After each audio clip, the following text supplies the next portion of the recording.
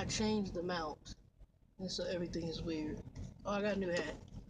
I got it today in order, which I like. And it's not that I'm really an Oakland fan, but I like that it's gray. Gray, I like grays and blues, and I wanted a ball, so I got a ball. And I can do it this way. Oh, and put it up there, and then my ball a little higher. I don't know. Anyway, take that off. It's hot. So, get y'all updated on everything, where I'm at, and gotta plug the phone in, because the phone says battery is low. I know, you say your battery low. I'm looking, I'm getting you. I'll get you plugged up. Okay, he was beeping. He all upset. Hold on, I want to make sure it's not connected to this. Okay, it should be disconnected. Alright, so I'm gonna get you caught up. And I changed my mount so y'all seeing more to bed right now. Sorry about that. It's okay. You see more to bed right now. It's alright. I wonder if I flip it the other way, you see more of me than the bed. Let's try it. Let's see. You wanna see this out? It's not bad. It's okay. Alright, so I changed the mount because I was watching a movie on the phone and I wanted to base it that way. Anyway, and I can plug it through the speakers in the truck and hear the movie. Quick update. So I had to wait a day and a half for the storm to pass in Boardman, Oregon. And I waited at that Love's in Oregon. I got me a shower the first day. I'm due for a shower tonight, but I'm not gonna do it till tomorrow because I'm gonna be at a TA Petrol in Vegas tomorrow. One of the two. I ain't sure which one I'm going to. I just know I'm going to one of the two. I'm probably gonna stay at the Petrol because the Petrol, as soon as I come in, and I'm at 9 hours and some change, which will probably be 10 by the time I go through all of that, and I'll stay at that Petrol. Right now, I'm in Snowville, Utah, and there's a Flying J here. And when I came in, God is good. I tell y'all, God is so good. Because I've been here before, and I didn't realize what Flying J was. And then when I got here, I was like, damn, ain't gonna be no parking. Because this lot is literally, I don't know if there's 20 trucks in this lot. It's small as hell. There's trucks together up on a curve that go back out. And the fuel aisle is how you get into the lot because the lot is so damn small. And then there's a little section where you go out next to the fuel aisle. You can only go one truck at a time. It's crazy as hell.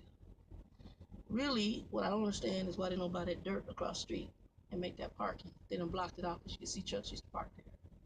And they blocked it. Anyway, when I came in, God is good, because I was like, Lord, please let there be a spot, because I was down to 6 minutes on my drive clock. And when I was coming up, I saw a spot. Because normally, and D-Boy Stance, you're going to do a video on safety out here for women. Great thing to do. I'll probably do a backup video because I love it. But I'm going to say this because this is really good. For ladies, I don't normally get out my truck at night and walk across the lot unless I'm extremely close. Like I always try to park as close as possible to the door. And normally if I have to stop into the truck stop for anything at night, then what I do is I go into the fuel aisle, I pull up and I walk from the fuel aisle in. After I'm in my truck for the night, that's it. I'm really not getting out that truck. I have my Porta-John on here. I have pretty much whatever I need on this truck. Yes, I do. And so I don't have to, I'll use the Porta-John overnight and handle that in the morning.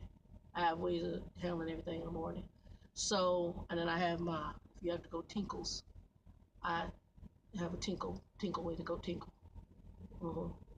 Yeah. So I handle all that in the morning next day, but I don't get off this truck. No, I don't. I'll let you do it. D-Boy Stance, if you do it, I was happy you're doing it, and I saw your microwave thing. I thought that was genius. Yeah, I did. I like that. The next company, well, I'm looking at two companies, so it depends. I'll be talking to one guy over the, you know who you are. over the holidays. So I got set back. This load was actually supposed to deliver tomorrow at 6 in the morning in Phoenix. I sent them a message as soon. Well, I told her I saw that damn storm coming in when I first got into Washington. They don't care. They don't care. And so when I picked the load up,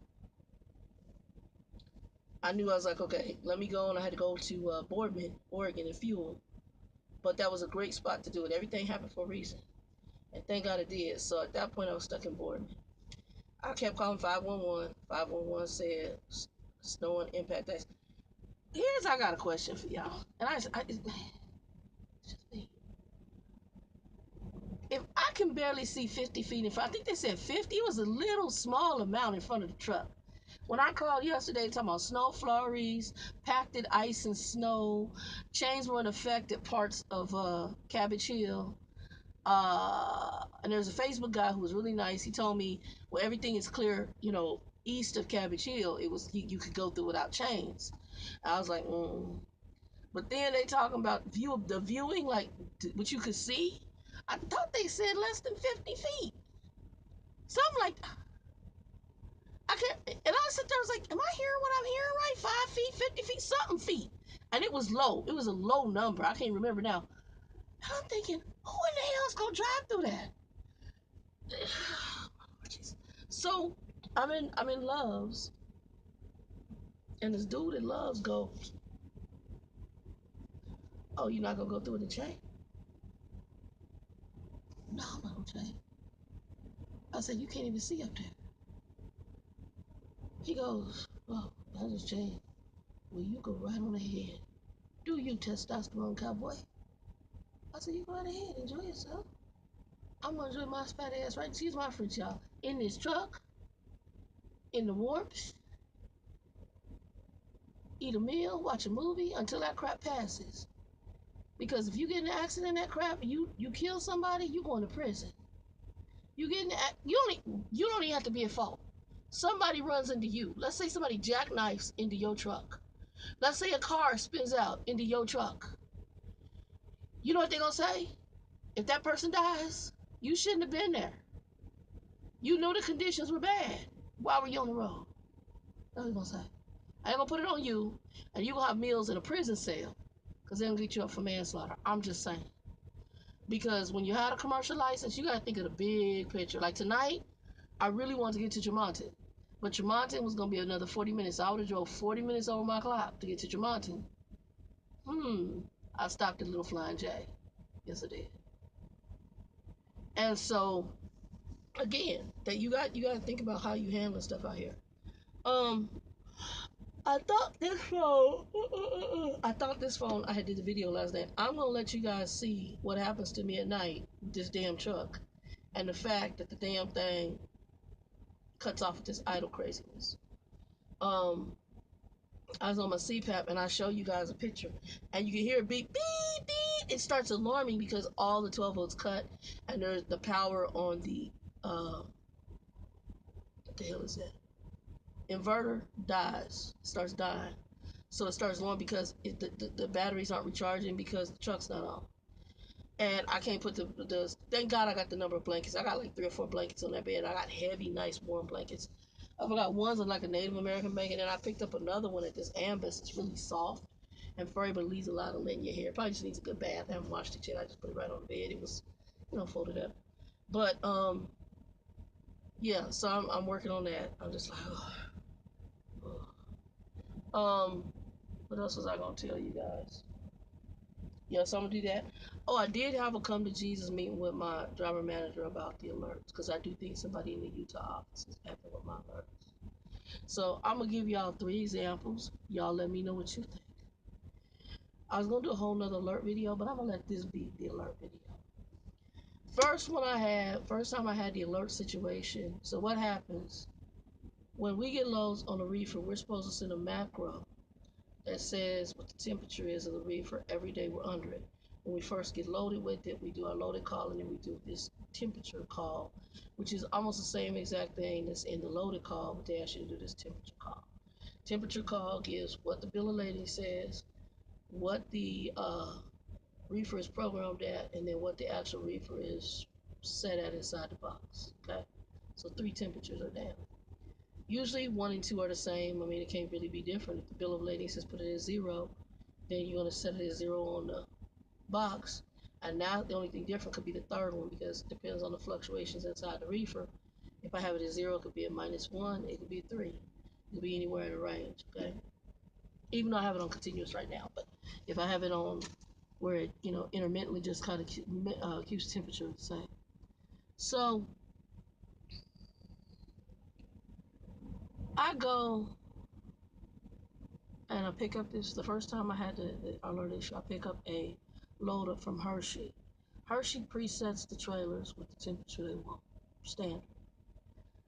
I picked up the Hershey load, did my loaded call, did my temperature call, and I sat right on the side of Hershey's and ate a Subway sandwich before I drove out for my load, to drive my load. Whole time, I ain't getting nothing. That's about 30 minutes, 40 minutes. I head out, get on the freeway. I'm about 20 minutes from Hershey. Bing, I get an email alert, a Qualcomm alert. I didn't know what it was, and I was like, wow, it was an urgent one. This is when I first started back. And so I go ahead and I hit the button where it automatically plays me the message. And it says something about temperature alert on the reefer. I'm like, okay. So I couldn't pull over on the freeway, so I waited till I got to where I could see. And I was going to go to our terminal, but then I noticed there was a Flying J, a Pilot, wherever it is, on the right hand side where I was on my way. This is Labor Day weekend, or the weekend that's coming for Labor Day. I get off, go into the Flying J. Once I get into Flying J, I get out, look at the reefer. Temperature's fine. I have to send this macro, so I send the macro. Go to the bathroom, come out, get in the truck, head down the road. 15 minutes, bing, another temperature alert. This continued, and I guess they thought I was gonna jump out and do this, and I think if somebody just thinks it's funny, or they're doing it just because they pissed off because I don't call planners back for favors and shit. I'm like, uh-huh. It continued for a total of pretty much from the time I got it up until I went to sleeper berth at night. And all of a sudden during sleeper berth, it stopped. As soon as I come out of sleeper berth, bing, the alert stopped. So that was the first one when my mind first said, is somebody screwing with me? The next one was when they gave me that 0 mile run. And this one guy is always the main guy. His name is Mark out of Utah. And so all of a sudden, I get that dry load up, that load of piss. It's a dry load. What dry means, like the reefer ain't on. No, it's a dry load. They just use the reefer to put it in. The couple brought this all the way down from the East Coast, from like New York, whatever, New Jersey, to Nebraska, to North Platte, Nebraska. He's going to the Walmart DC. They took my load and took it back to whatever, to the East Coast. Okay? Follow me closely, follow the bouncing ball. As soon as I hooked to that trailer, bing, temperature alert. How in the hell do you have a temperature alert on something I didn't initially pick up that came all the way from New York to North Platte? You should have had a damn temperature alert in New York, and that couple should have handled it. So then this Mark dude, we need that bill of lading. We're showing something with the bill of lading. Really? And the temperature is not on. I don't, I'm showing that this should be a cold load. How in the hell are you showing it should be a cold load when it came all the way from New York? This shit is bad if it just has been off the whole time. So I scanned the bill of lading and sent it to him. Don't say anything, because at this point I'm really like, it's effing with me, and I think you involved, bro. Gets better. I said, oh, we'll make the correction. It's not on. So the load that I picked up out of Fontana for the Wally World load, that load also was a dry load. It was off. When I picked up the reefer, I asked people, is this supposed? She says, yeah, it's a dry load. It's not refrigerated. I said, okay.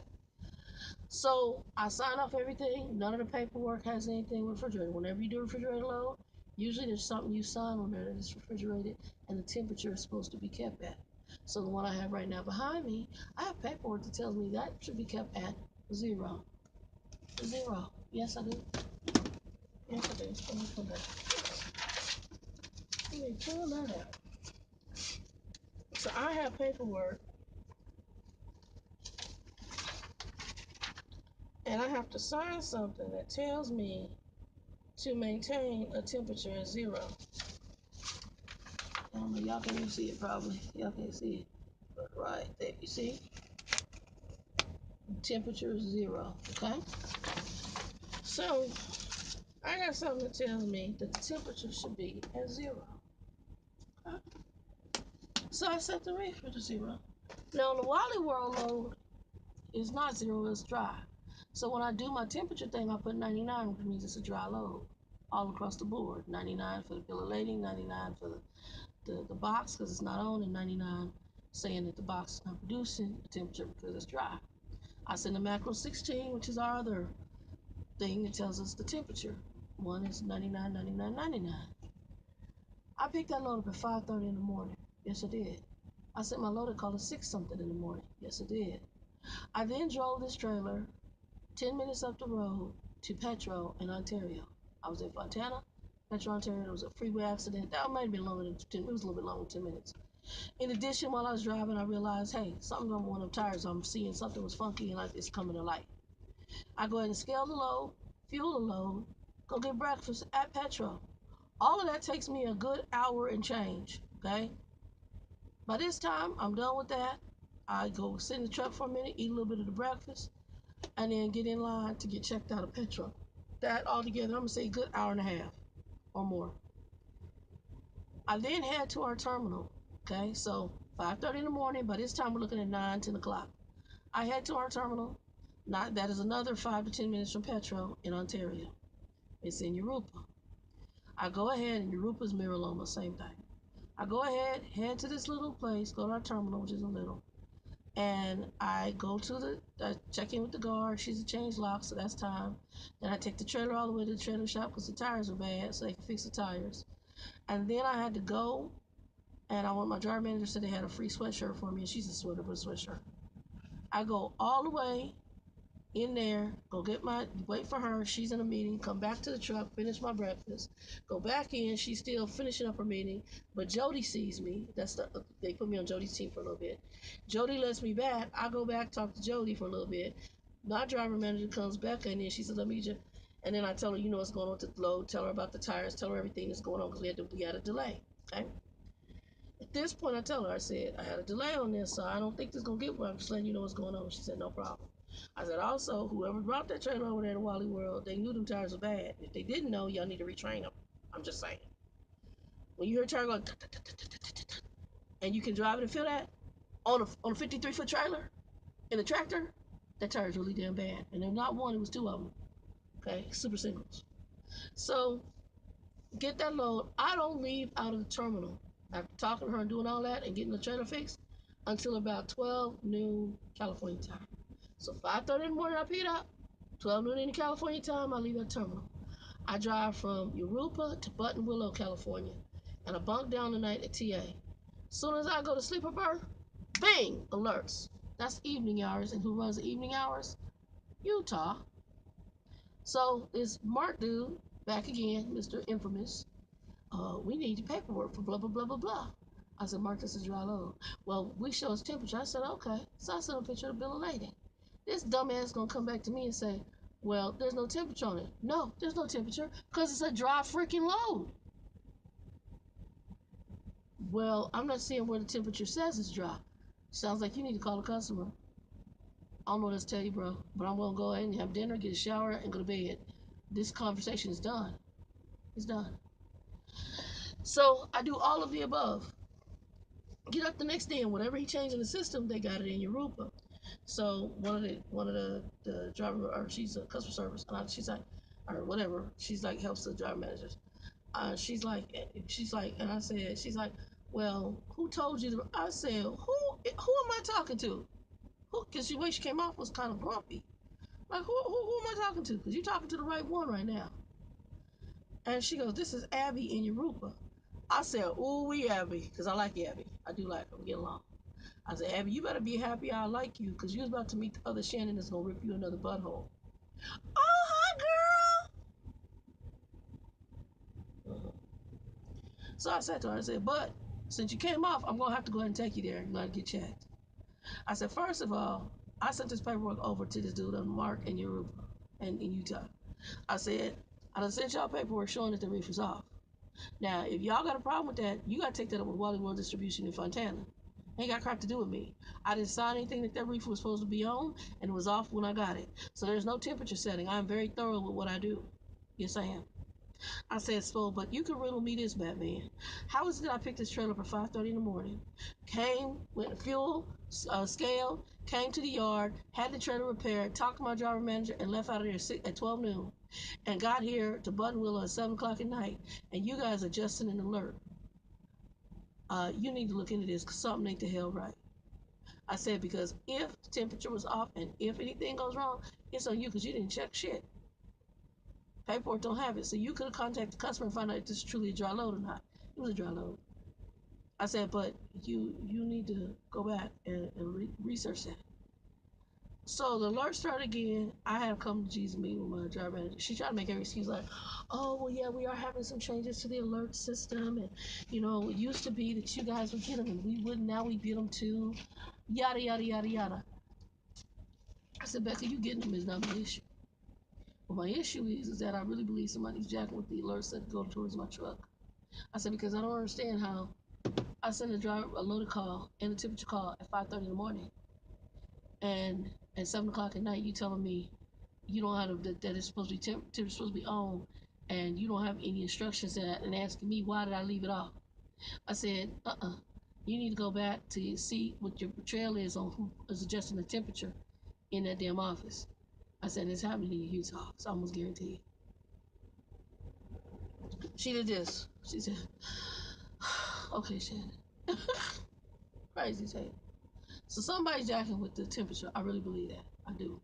Y'all give me y'all thoughts. Because to me, and I only gave her 3 examples, but I had a whole bunch more. I only gave her 3. Yeah.